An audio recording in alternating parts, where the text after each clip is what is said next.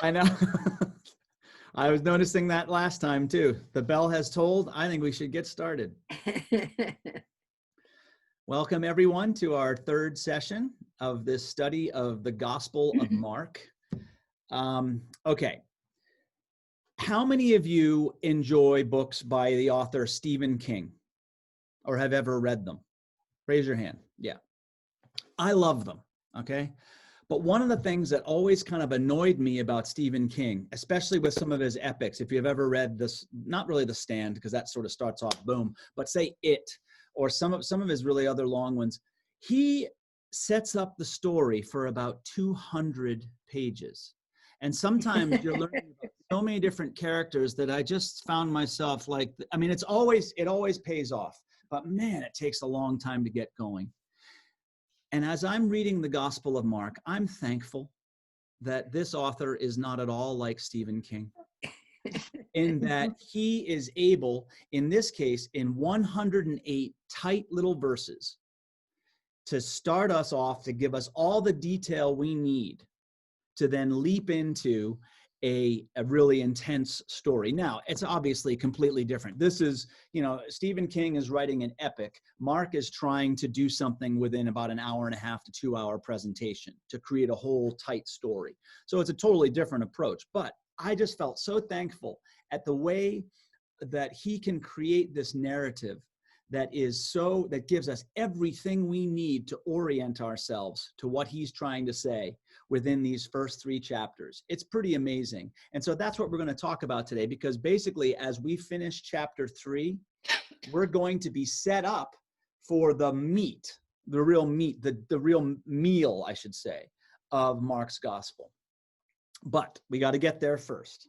So today we're reading chapter 3, and really the first 6 verses of chapter 3 are the completion. They're sort of the fourth of 4 controversy stories. It's the Withered Hand story. And so it's really a healing story and a controversy story. But those 4 controversy stories that end with this one are a parallel to those healing stories that we saw in chapter 1 and into chapter 2. Okay, there's a parallel there that's being set up. And so that completes that parallel. The bulk of chapter 3 then is Jesus bouncing around to different places. And his location is always kind of marked by different geographical areas. Okay. And in the rest of the chapter, he basically is in 3 places. He's with 3 different groups. Specific groups. The first is the group of those who have been healed and the crowds. That's one group. The second group is the group of those who have been following him and will become disciples. So that's the second group. And then the last group would be the scribes and the religious leadership and all the controversies that surround them. And so what's being set up? Why is it doing this again? Or why is it finishing this way? Because this kind of repetition, as we've seen already, is so important to really drive home the different themes and motifs, issues, conflicts, all those things that Mark wants us to see. This is a very common technique in oral narrative and oral literature. And also, if you look back in that day, there were the popular novels, and in fact, there were a lot of erotic novels back in that day that followed kind of a pattern too. Now, don't get all erotic is a broad word here, but there's a lot of these popular novels that we know that use these same techniques. Why? Because they help orient the listener and help all of us to kind of maintain the story and the major points of the story. So that's really what Mark is doing. It's the finish of his setup for then what will become the full meal of the rest of the gospel. So having given that basic background then, any questions or comments about what came up for you as you were reading the chapter 3 today? I'll start with Carol and then Jay. Well, I got hung up on verse 23. How can Satan, how was the word? Satan cast out Satan. Yeah. So I did a little bit of, research and commentary, which I know can be dangerous. But the point that was brought out was that Satan was jealous because there are Satan's lesser demons, and Jesus was casting them out. And Satan always felt that he should be the one that controlled all his underlings. So do you have any comment on that, Satan casting out Satan? I do. And I don't think Jesus, or really the author here, so we'll call him Mark, I don't think he's making a commentary about the personalities of the characters mentioned, like Satan. That to me gets more into what someone like Dante would be interested in. To me, the gospel writer is simply setting it up as something that is a logical truth. How can one thing cast out himself? How can a being like that do that? And there's a very specific reason why he uses this, which we will see why he's talking like this, because he's right. It's sort of a logical assessment, not so much one that's designed to get into the psychology of Satan and his minions. But in that day and age, there was people accepted that this realm, this demonic realm, this angelic realm was real. So that's a part of the milieu, the context of this. But I don't think Mark's concern was to kind of get too deep into the psychology of that. It's more about a logical statement that Jesus is talking about here. I saw you also, Jay. It struck me a little odd that when Mark was introducing the 12 apostles, that he ended it by introducing Judas as the one who betrays Jesus. And it's almost like at the beginning of the story, it's almost like giving away the end of the story in whodunit at the beginning. I love that you noticed that. We are going to pick up on that because there's a very specific reason why. And it's not just Judas, but there's in that scene with the disciples being appointed, there are several of them who are given nicknames, and all of the nicknames are important, and they're all relevant to the story. And I agree with you that in some ways, to say Judas Iscariot, who betrayed him, is to kind of give away the game. But really, the point is, this was not intended to be a mystery whodunit. The point is, it's not about who does it and guessing who. It's always about how. It's about how it's going to play out. Because there was a given. People knew already some of these details. But it's good that you're noticing that, because Mark wants us to notice that type of thing. And the naming of the disciples is a crucial part of the information we need as we go forward. So that's good that you noticed. Anyone else? Yes, Marilyn. I want to put a little bit different look at the Satan, getting rid of Satan, because it seems to me there is a little bit of Satan's kind of personality here, that he's jealous because Jesus is doing this, and he isn't just sort of happy that now the person is better. So it's a very self-centered kind of a personality trait. Yes, I suppose that's true. And if you look at the name Satan, it has to do with opponent. So anything that opposes Jesus here. So Satan is not necessarily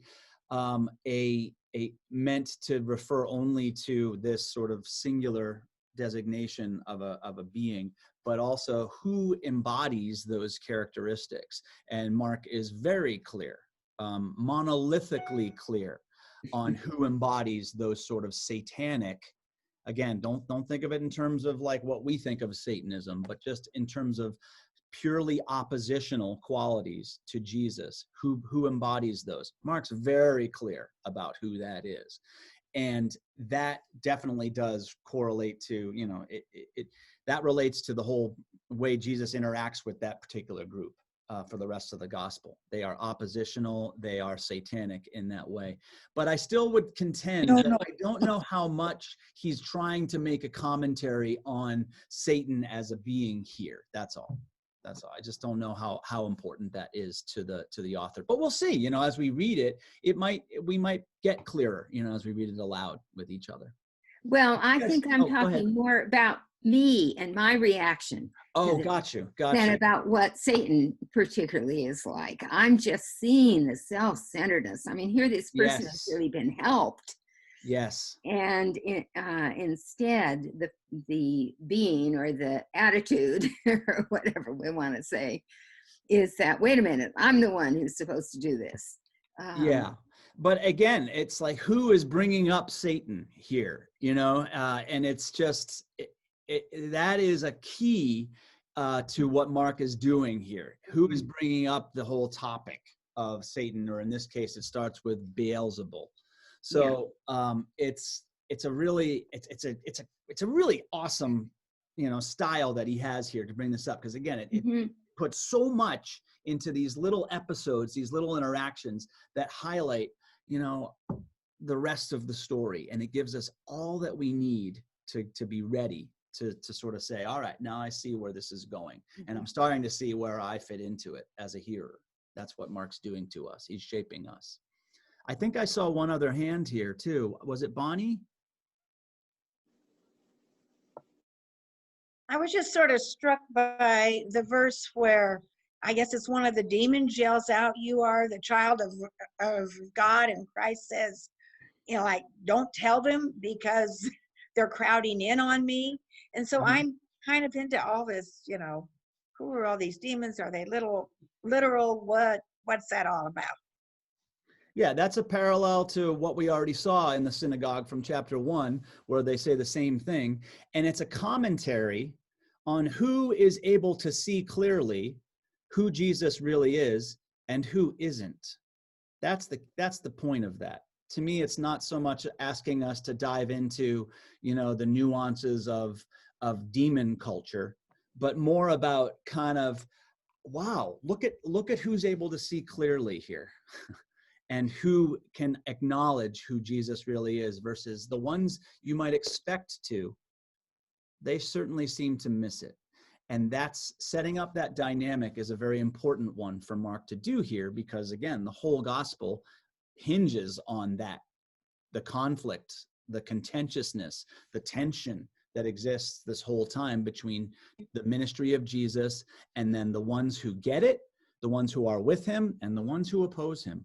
And that's really where it comes down to. Did I address it there, Bonnie? I'm hearing a ring. I'm not sure. Anyone else? Yes, that's good. Okay. Hello, May. Let me leave. Hi. I'm on. Chad, would you please mute if you're going to be on a phone call? Oh, okay. All right. Just thought I'd say hi. Okay, I'll call you later. All right, so I'll just say it again for folks. If you can, please mute yourself so that if that happens, you're able to take a call without sharing it with all of us. Okay, Dan. Sorry. Yeah. No, just go ahead and mute and then if there's anyone else with any comments or questions though, before we get into the actual reading for today. I don't know how to do this now. I'm lost something here. Okay, we're going to do it like last week. We'll read by paragraph. It's not a long chapter, but I would love it if, like last week, I could just sort of allow, because it's hard for me to see all of you while we're sharing the screen here. But let's read chapter 3 and see where Mark wants to take us. Can I get a volunteer to start us off with that first paragraph here, the man with the withered hand? Okay, thank you, Marilyn.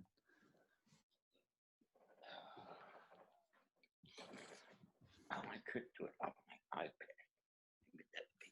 Yeah.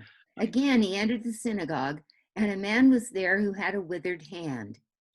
They watched him to see whether he would cure him on the Sabbath, so that they might accuse him. And he said to the man who had the withered hand, "Come forward." Then he said to them, "Is it lawful to do good or to do harm on the Sabbath, to save life or to kill?" But they were silent. He looked around at them with anger. He was grieved at their hardness of heart and said to the man, "Stretch out your hand." He stretched it out, and his hand was restored. The Pharisees went out and immediately conspired with the Herodians against him, how to destroy him. Thank you. Next paragraph, multitude at the seaside.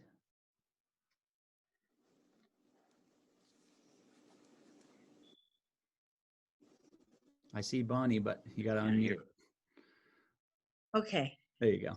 Sorry, I missed the instructions, but anyway. Okay, Jesus departed with his disciples to the sea, and a great multitude from Galilee followed him.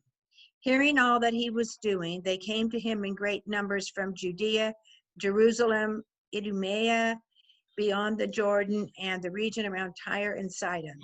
He told his disciples to have a boat ready for him because of the crowd, so that they would not crush him.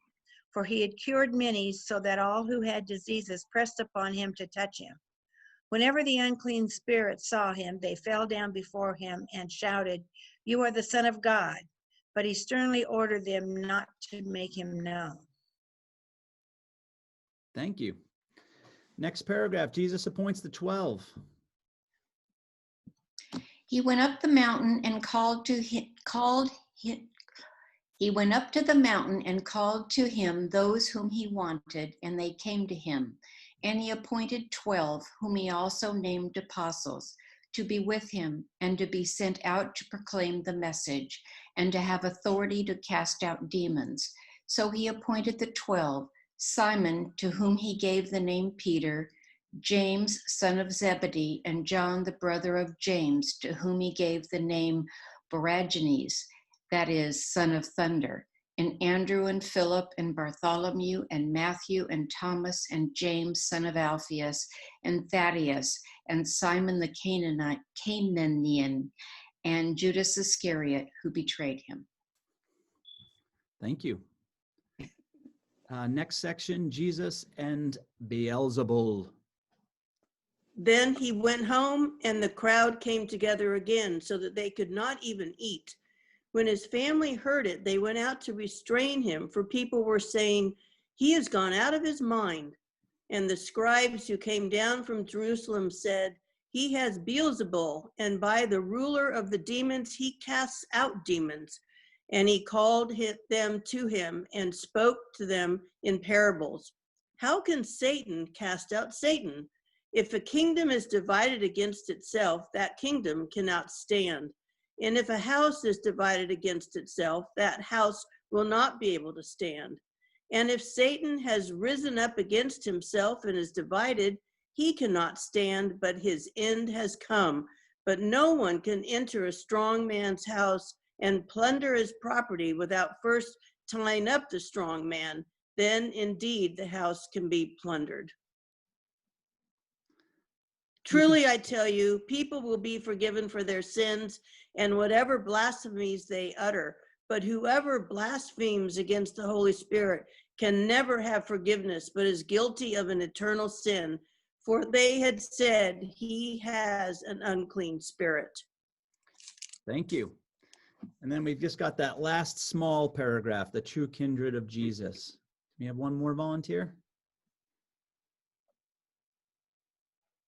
Then his mother and his brothers came, and standing outside, they sent to him and called. A crowd was sitting around him, and they said to him, "Your mother and your brothers and sisters are outside asking for you." And he replied, "Who are my mother and my brothers?" And looking at those who sat around him, he said, "Here are my mother and my brothers. Whoever does the will of God is my brother and sister and mother." Thank you all. Okay. So again, that is the entirety of Mark's sort of introduction to the gospel, these first 3 chapters.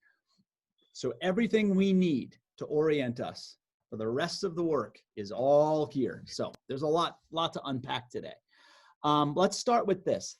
When you see Mark refer to the different sort of groups that are named here, what are you picking up so far about Mark's attitude toward the various groups. So let's start with, what's Mark's attitude about sick people? And how do they tend to be viewed by Mark?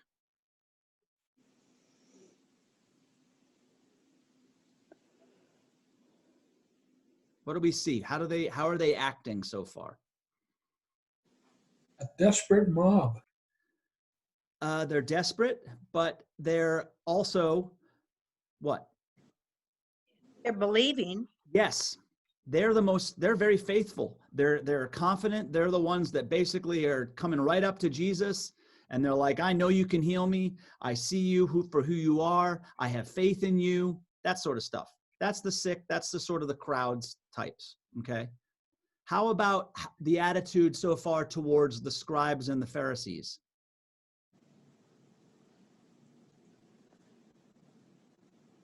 Marilyn?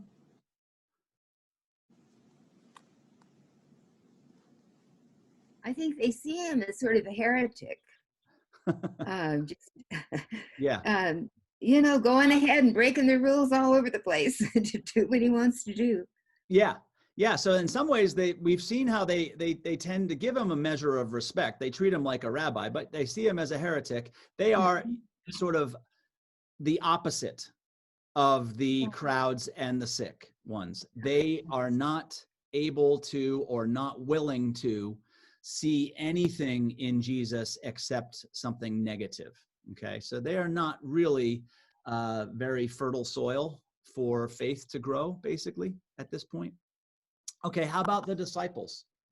How are they viewed so far by Mark? What's his attitude toward them?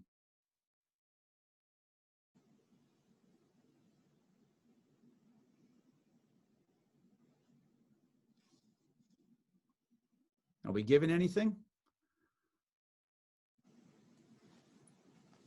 Yes, Sue.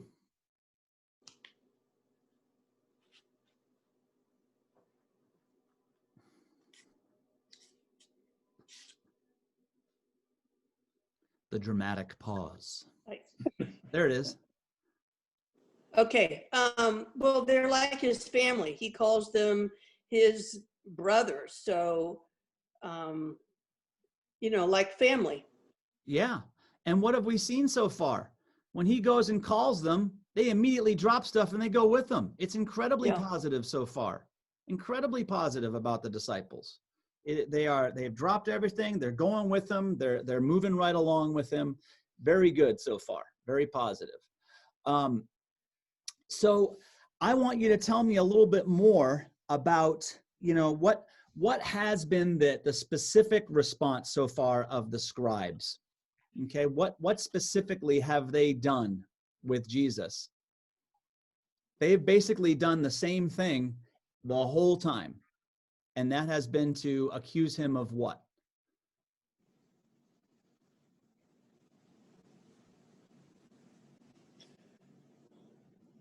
Carol? Breaking the rules. Yeah, breaking the rules and blasphemy. Mm-hmm. From the first time we see the scribes in chapter 2, verse 6, they are accusing him of blasphemy in their hearts. So they're not really saying it out loud at that point, but don't worry, they will. And they're accusing him of breaking the rules, blah, blah, blah, blah, blah. And the truth is, what's the charge on which Jesus is crucified? Blasphemy. From beginning to end, Mark paints the religious leaders, namely the scribes and the Pharisees, but I will say all the Jewish religious leadership, as being monolithically opposed. Okay? Now, this is a narrative. It is designed to create protagonist, antagonist, so that we can locate ourselves in the story.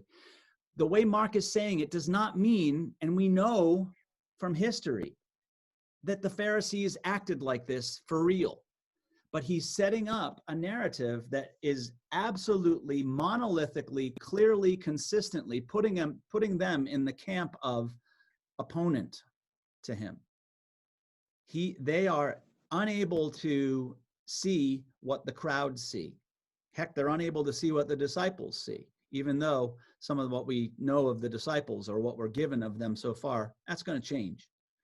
So we have seen Mark set up this scribe, Pharisee, religious leader kind of dynamic that is just there.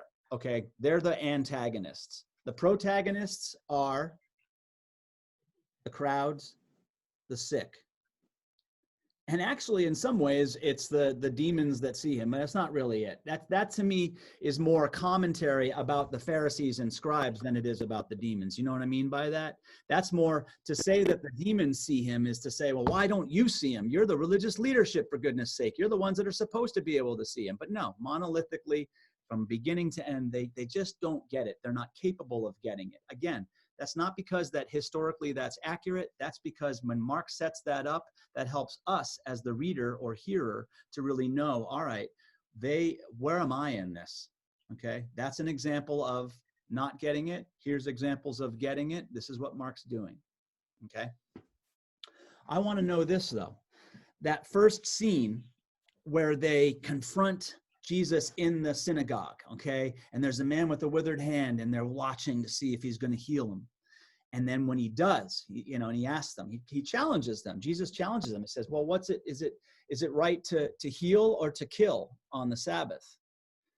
And so what is ironic about the response of the Pharisees and they call them the Herodians, but of the religious leadership? What's ironic about their response in chapter 3, verse 6? Jay, is that a hand up? Yeah. Yeah. When Jesus is saying, is it better to heal or to kill on the Sabbath? The first thing they do on the Sabbath is go and plot how to kill. Exactly. Exactly. And it's easy to miss that. But I mean, Mark uses his favorite word again, immediately. So as in on the Sabbath, they go and they start plotting on how to kill him. And so it's a powerful narrative technique that establishes that they are so unwilling or unable to see the rightness of Jesus' position and his identity and his ministry, that their hardness of heart leads them to, at the very least, break the spirit of their own law, if not the letter of the law, as they're planning to literally kill him from this stage. Okay, that is just pure irony, and they can't see it. And that's what Mark wants us to see. We have that more universal view, so we get to see how the Pharisees are really acting. They have no idea that they're stuck in this blindness. Okay, but it's effective because that's what Mark's trying to set up. He wants us to see a gospel is creating a dynamic where the hearer or the reader must respond. So Mark is creating an argument here. He's using the Pharisees and the scribes as a means of moving that argument forward. All right, next thing to notice. Where is it that Jesus appoints the disciples? And what is the significance of the number of disciples? This is not a trick question. It's more of a noticing. Where is it that he appoints them, and what is the significance of the number?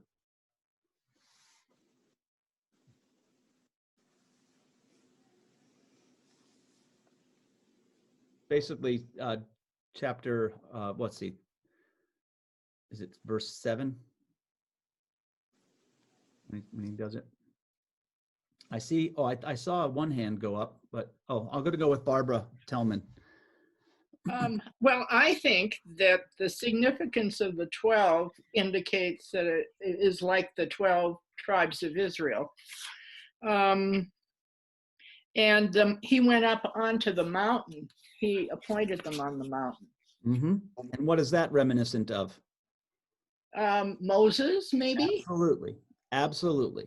These are clear symbolic allusions to that heritage, to that ancestral lineage, okay, to that prophetic lineage. So Moses is a prophet.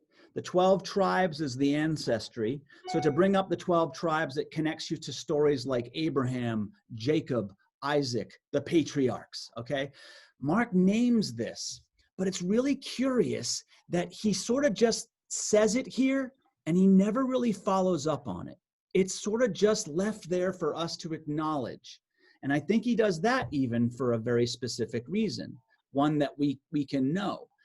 because it's the first indication that, well, it's not the first indication. This is where that whole patching the new cloth on an old cloak and putting new wine into old wineskins, this is where that all was going.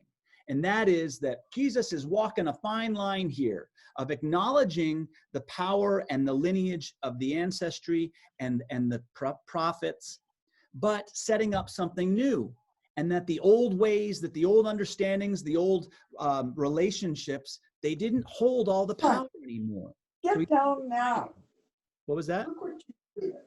Oh, sorry. So there's it's a shift that's happening here. And so for him to just sort of name this is to basically acknowledge the connection to their history, but to say that it's not all about that. And much of what we're about to see kind of goes into more detail there. Any questions or comments about the place and the number of the disciple, the place where they're appointed and the number of them? Okay. So now we go into the names. And notice that there's no Levi. Okay, we saw the call story of Levi that in tradition has sort of been associated with Matthew. That is not, to me, that's an unnecessary, forced link there. To me, it's just a different type of calling. There are some who are called who are followers, and there are some who are called who are disciples. And if you look at the language, when actually Jesus goes up to the mountain, it says he calls the ones that he wants with him. And then out of that group, he appoints 12. It is not necessarily that he only takes 12 up with him. He is always surrounded by these throngs, and there are some who are followers and there are some who are disciples. They're different, but to me, it's an important connection there, that there's a relationship between the followers and the disciples, but there's a distinction too of the disciples. So he names the disciples here. He picks the 12, and 3 of them are given nicknames, okay? So to this point, we have had a very positive experience of the disciples. They've dropped everything, they followed. Mark has set them up to be very, very positive. But how in the naming of the disciples, and Jay, you alluded to this, so I think we're on this already, but I just want to be, make sure we're all on the same page here. How is the naming of the disciples, especially the nicknames, how is that starting to shift our understanding of who the disciples are and how they respond to Jesus?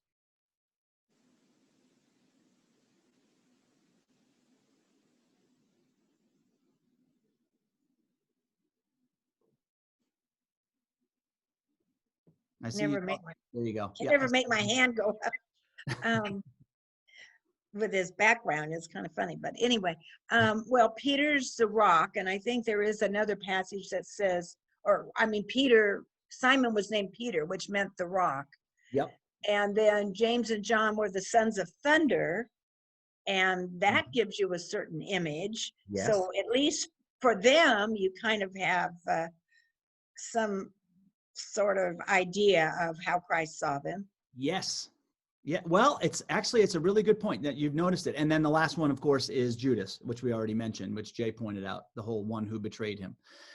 I want to say this. Sometimes when we see the name Peter, the rock, we tend to go where Matthew, the gospel writer of Matthew, took us.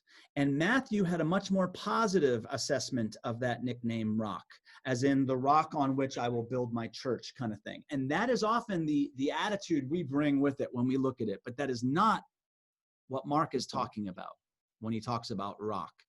When he gives Peter the nickname, or Simon the nickname Peter, which means rock, and actually from this point forward, he doesn't call him Simon anymore. He's only called Peter, okay?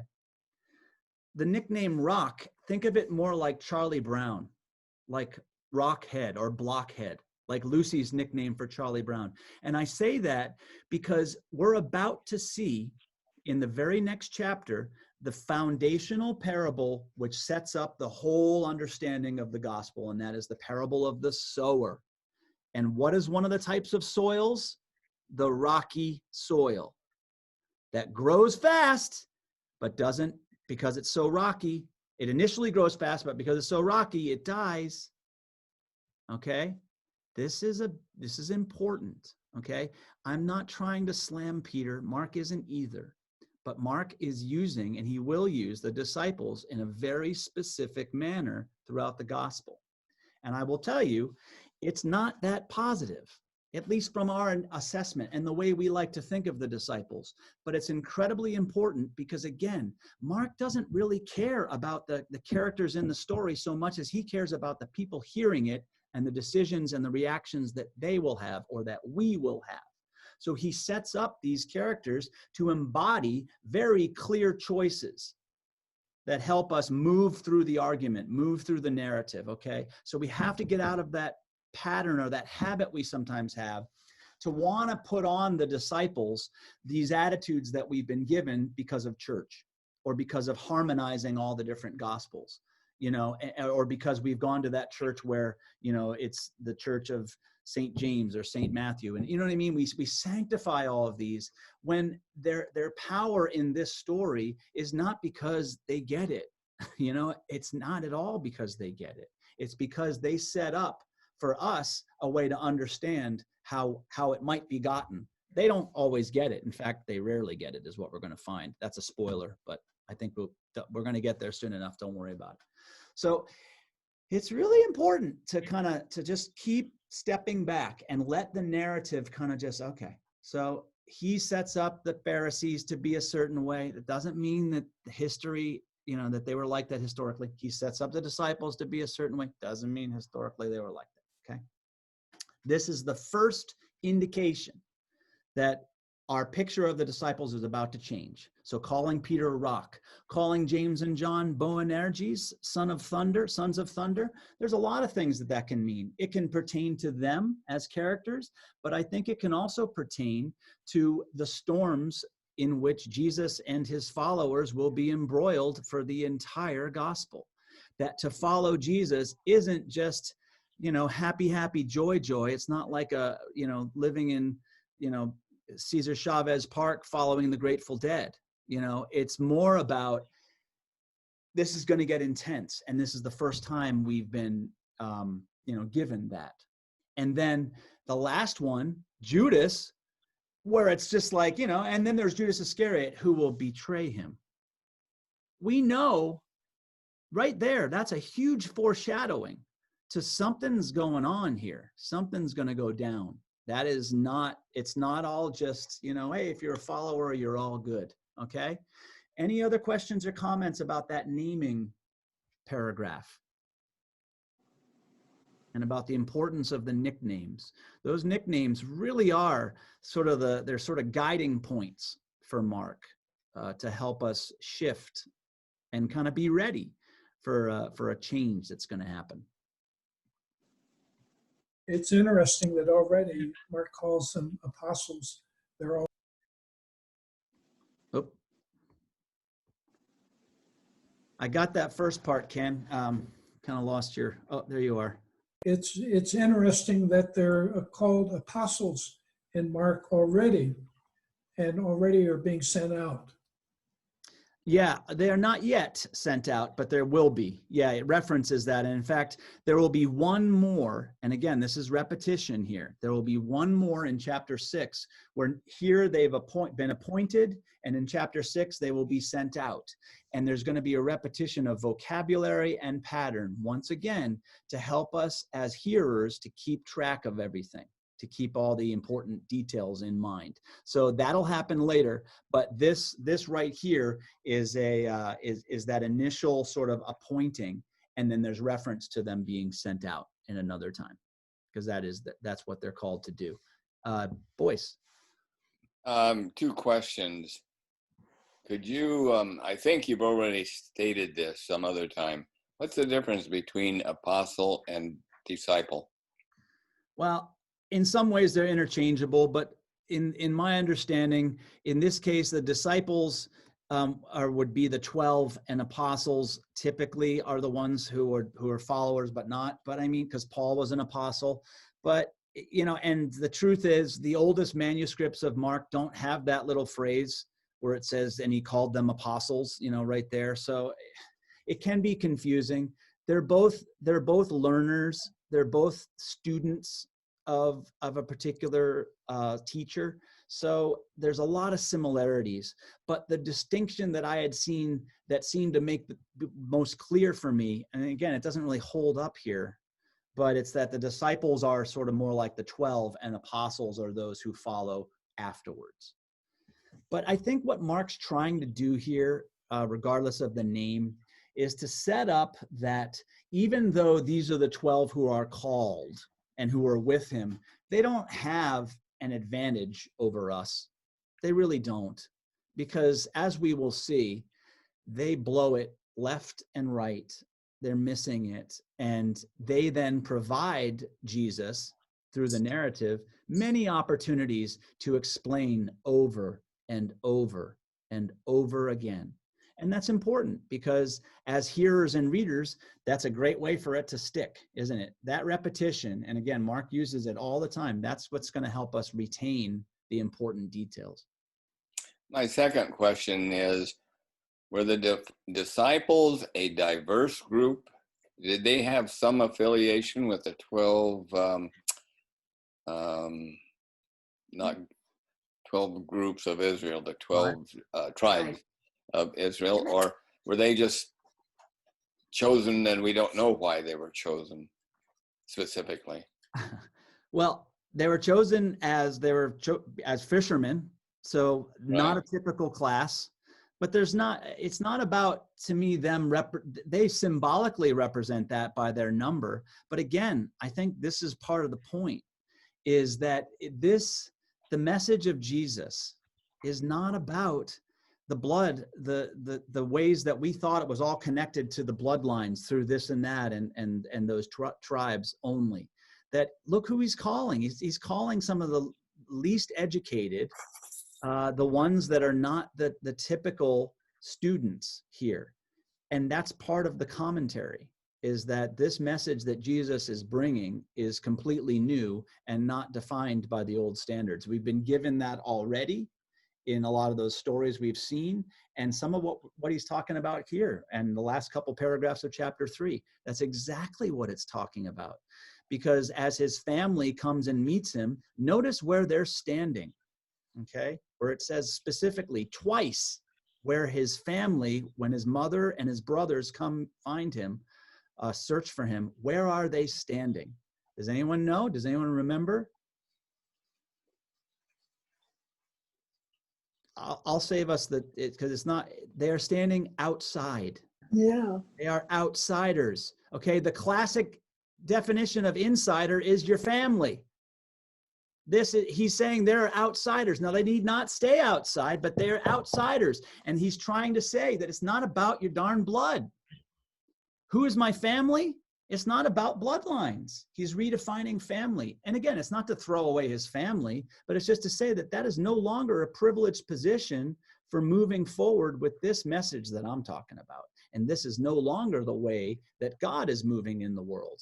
Now, we look at that as like, oh my gosh, that is so liberating. That's incredibly powerful and beautiful. And that's how the crowd saw it too. The Pharisees did not see it like that.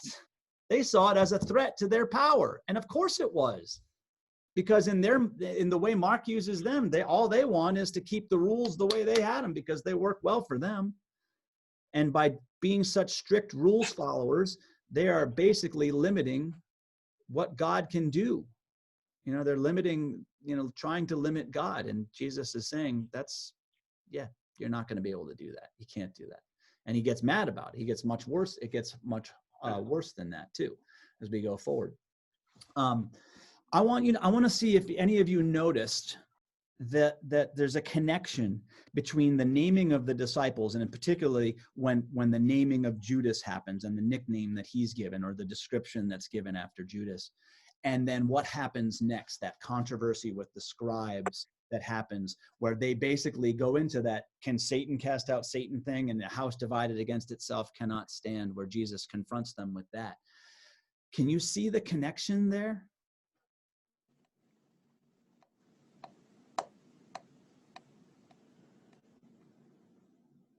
Judas, I'll give you a hint. Judas is a part of Jesus' house, isn't he? He's one of the 12 disciples.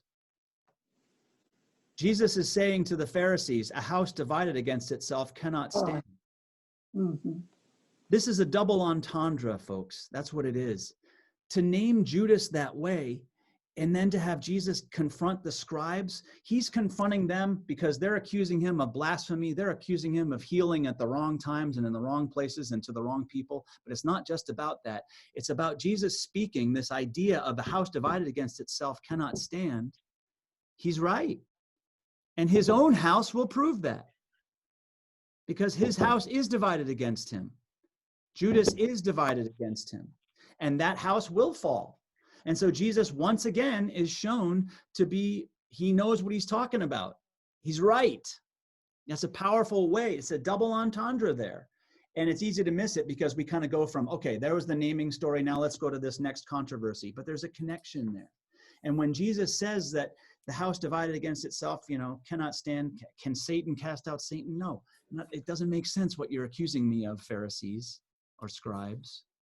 But he's also saying, he's alluding, he's foreshadowing to us as hearers that, oh my gosh, we've already seen that his house, his own followers, we've already just seen that foreshadowing about that's going to happen.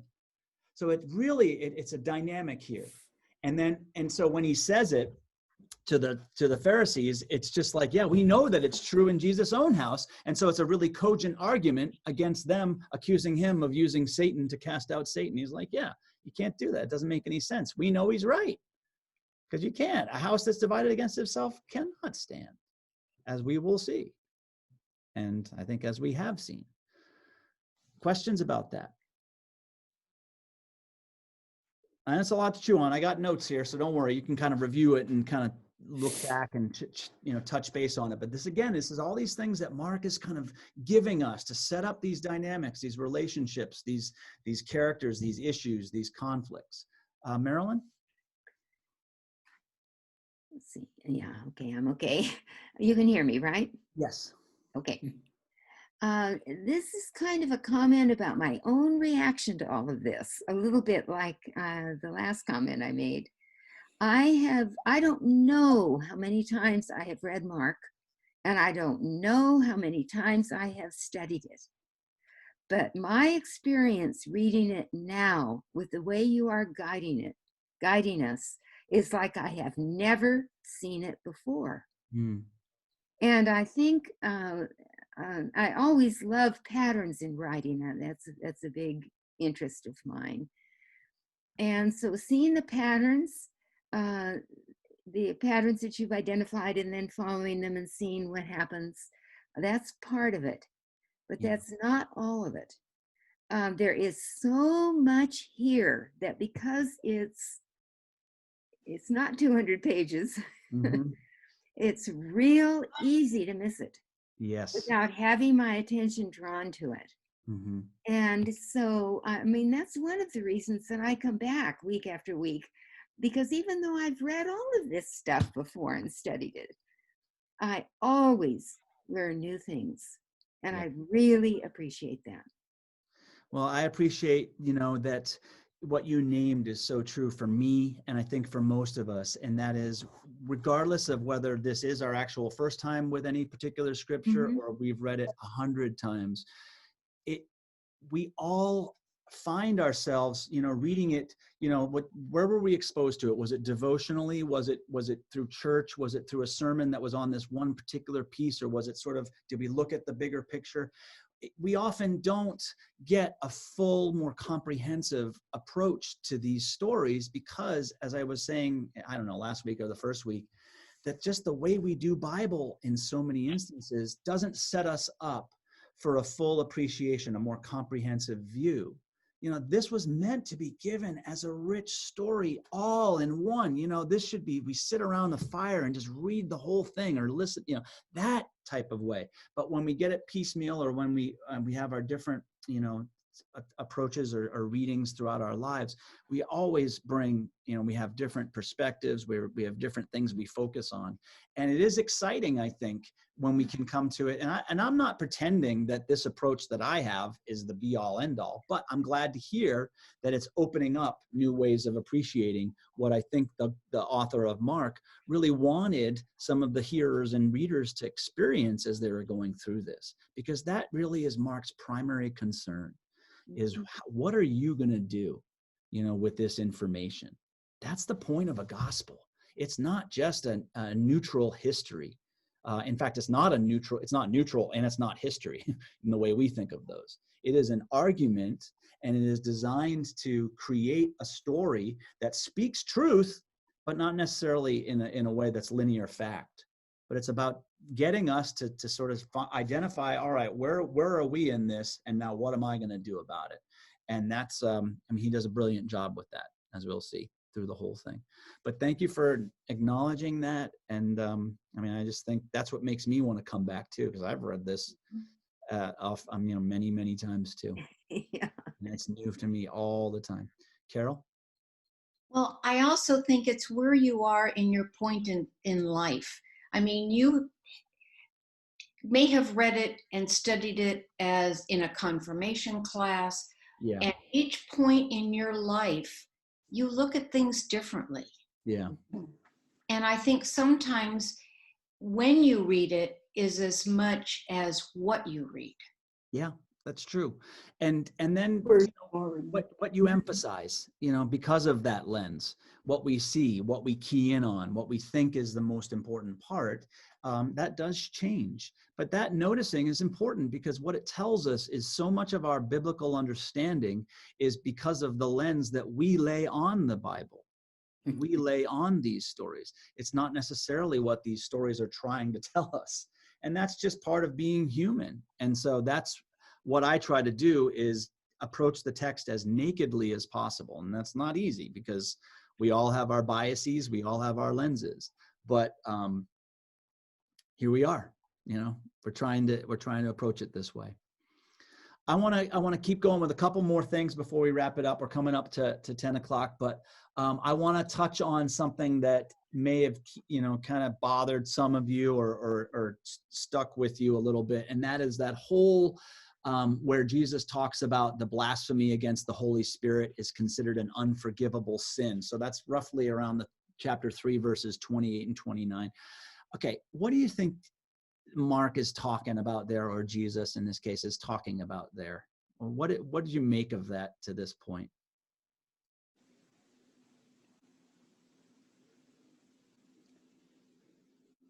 I see a lot of smiles, and I get it, because it's like, what is that all about? But I think what Mark's given us so far gives us some clues as to what Jesus is talking about. All right, first of all, who is that directed toward? Who is that sort of, when he's talking like this, who is Jesus directing these comments toward? I know one word answers don't work with Zoom so well, but okay, go ahead, boys. Well, I just think it's the Pharisees and the unbelievers. Yeah, exactly. He's speaking to the religious leaders, to the scribes and the Pharisees at this point, okay? And we know that their tact so far, from the time that the scribes were first introduced in chapter 2, all the way through what we've seen so far, and it's going to be the whole gospel, but that will be to come. But their position with Jesus is solely oppositional. They have accused him of blasphemy the entire time. Okay, so them directing those accusations against Jesus, what that does is it puts them in the judgment seat. Okay, it puts them in the seat of getting to be the judge of all else. And when Jesus is talking about this crime, this blasphemy against the Holy Spirit, He was a bad boy. He was a bad boy.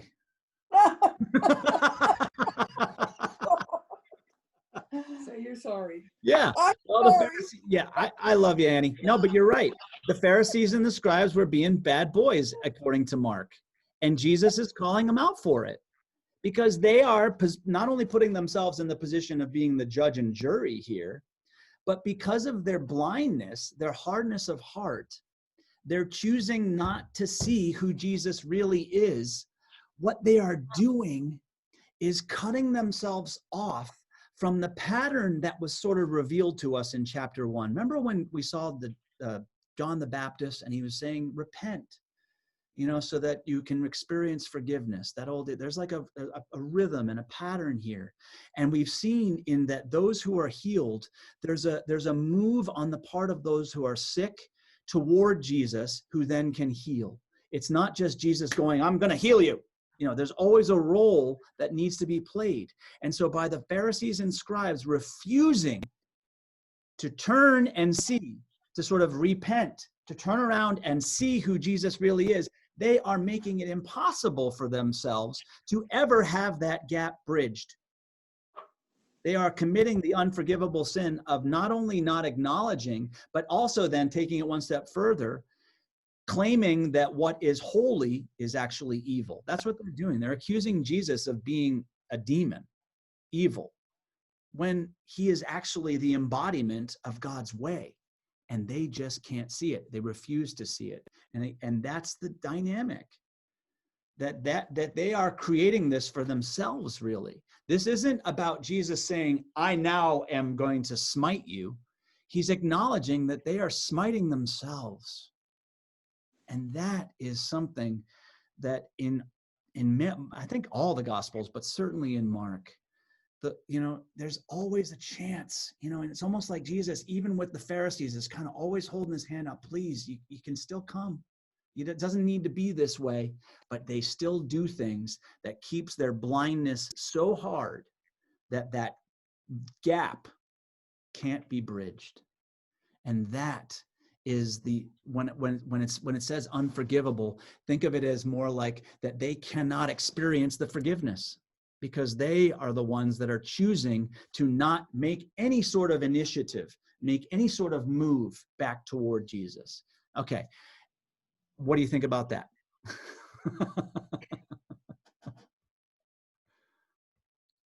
I'm not trying to summarize all of it, but I wanted to give you that as a means of saying, okay, now what do you think about that expression, that interaction?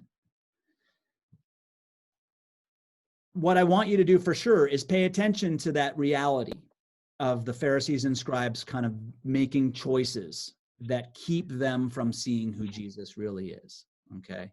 And then how Mark then shows us that the ones who experience healing and wholeness are the ones that make a move toward Jesus, that actually take some measure of participation and responsibility. Boyce, I saw your hand up.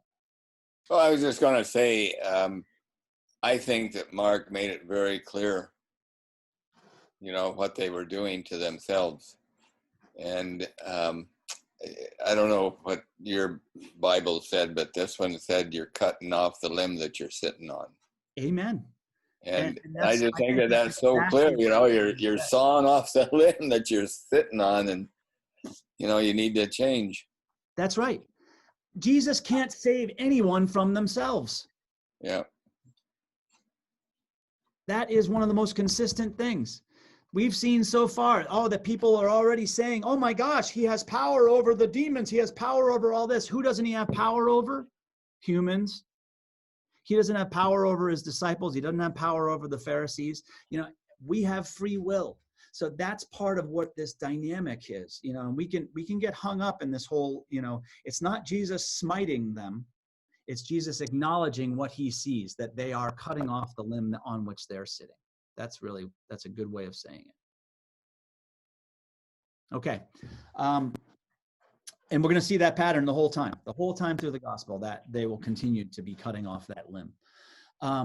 Why does Jesus say what he says to his mother and his brothers at the end there of verses 34 to 35? Why does he say that to them?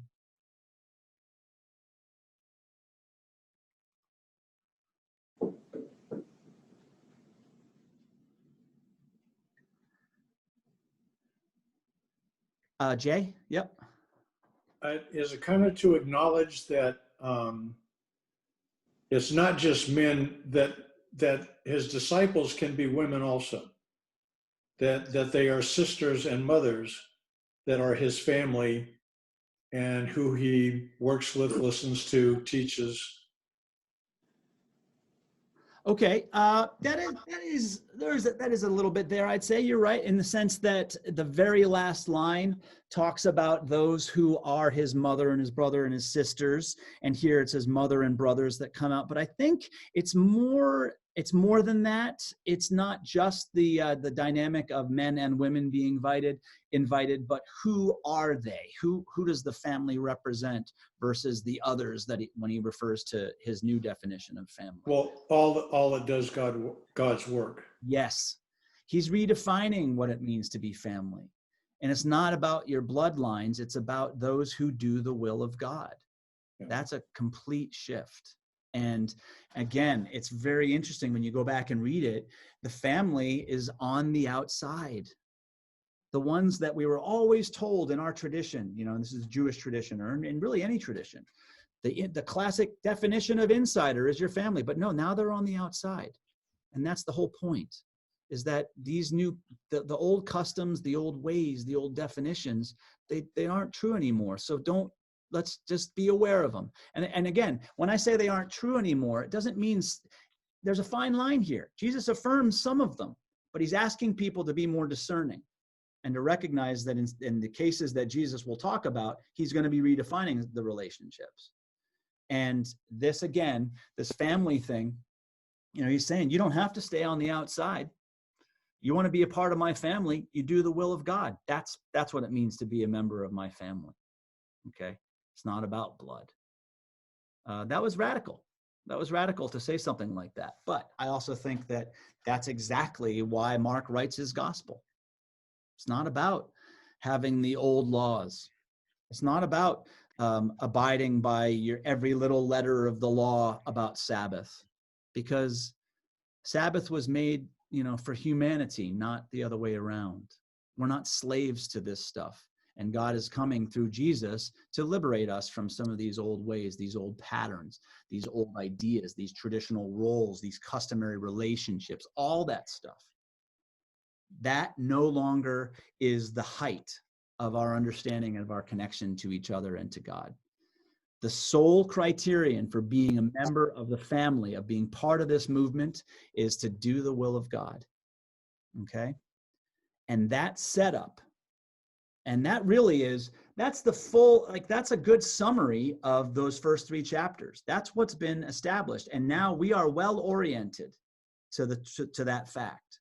And so we're about to step into chapter 4, which is the parable of the sower, which is all about who's going to do the will of God, who's going to bear the fruit, and what are the different types of reactions, to the sowing of the seed of God. And that's going to be the hinge and the launching pad in many ways for the bulk of the plot of Mark's gospel. So any other questions or comments about chapter 3 or about anything we've talked about today, or about anything that we didn't talk about? Peter. I love that blasphemy against the Holy Spirit comes down to judgment. Mm-hmm. Judgment of your fellow man. And that it occurs to me that Galilee at this time, I'm not sure how much of it was Jewish, really, and how much of it was more Hellenistic, more Greek, more Roman, but it was certainly a melting pot. It makes me wonder if some of the 12 were not Jews. Right. And so what he is saying is, look beyond what is apparent, and find the common, the heart in everyone. And the atonement, the one-ment is what will bring us everlasting life. Yes. Amen. I think that is what Mark is trying to talk about. And I think you're dead on with your reflection on Galilee. what's so big about Galilee? Well, Galilee was a much more Hellenistic, much more Gentile city. So you got Jerusalem, sort of the classic Jewish city, and you got Galilee, which at that time was the crossroads of all the trade routes. Okay, of all the trade routes in the Roman Empire would come through Galilee. So it was an incredibly cosmopolitan place, or at least in terms of the diversity of people. And absolutely, so when that is brought up, it is Mark's way of saying and challenging, as Peter was pointing out, these old definitions of who's in, who's the insiders, who's the outsiders, who are the ones that are with Jesus, who are against Jesus. It's not based on the old definitions. Who are the ones that are against Jesus? All the ones that you would expect to be with him. Who are the ones that are with him? All the ones that you would expect to not get it or not even be included. That's a significant comment. And Mark is setting us up to say, all right, all bets are off, or all my old definitions are, all right, let go of it. Let go of it. Now listen to what I'm trying to tell you. That's what Mark's basically trying to do. Strip us down and now say, all right, let's go somewhere. You coming with me? And you are, because you keep showing up on Tuesdays. So that's good. I saw one, Bertie, I saw your hand. Yeah, back to the house divided. Yes. I had never thought before about Jesus' house being divided that you mentioned. And that makes me concerned for our church today, because, I mean, we had Protestants and Catholics divided. And now how many Protestants do we have divided? I mean, there's many, many different kinds. Yeah. And I'm wondering if each time we divide, if we're focusing on little things like the letter of the law, maybe, Yeah. and not what we're supposed to be called for. Yeah. You know, it's such a good point, Bertie. And I think in so many ways the church has kind of embodied some of that, and that fracturing can kind of weaken us. But I also like to think of it this way. I look at denominations as very positive under certain circumstances. For instance, when an organism grows, it's because its cells divide. So only when cells divide can something grow. So division is not necessarily a harbinger of death. It actually can be life. The challenge is when we divide within the church, sometimes that division has led to an I'm right, you're wrong approach. That's a very general way of saying it, but let's just go there. And if that's the case, then that leaves no room for us to focus on the essentials that still bind us, the ties that still bind us.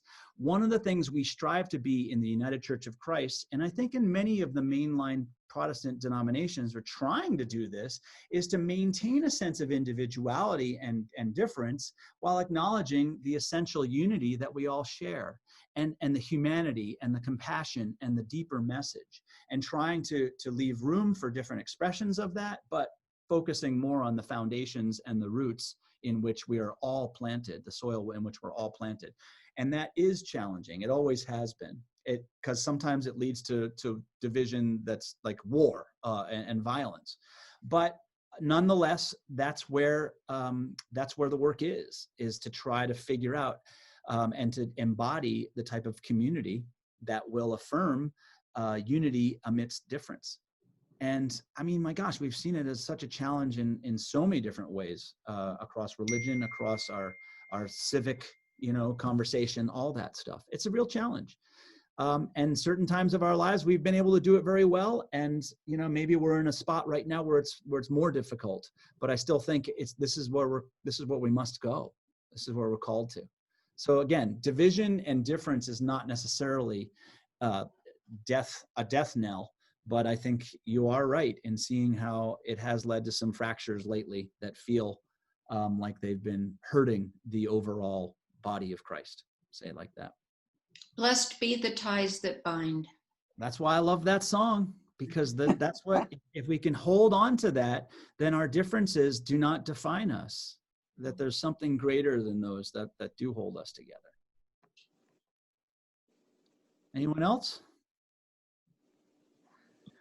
Well, you all are wonderful, and I'm so thankful for this group. I hope you all have a fantastic and safe Thanksgiving, and then also your entry into Advent. Again, for those that weren't here, we have devotionals. Send an email to the church secretary if you'd like one of these devotionals that is a daily reading for the season of Advent and into Christmas.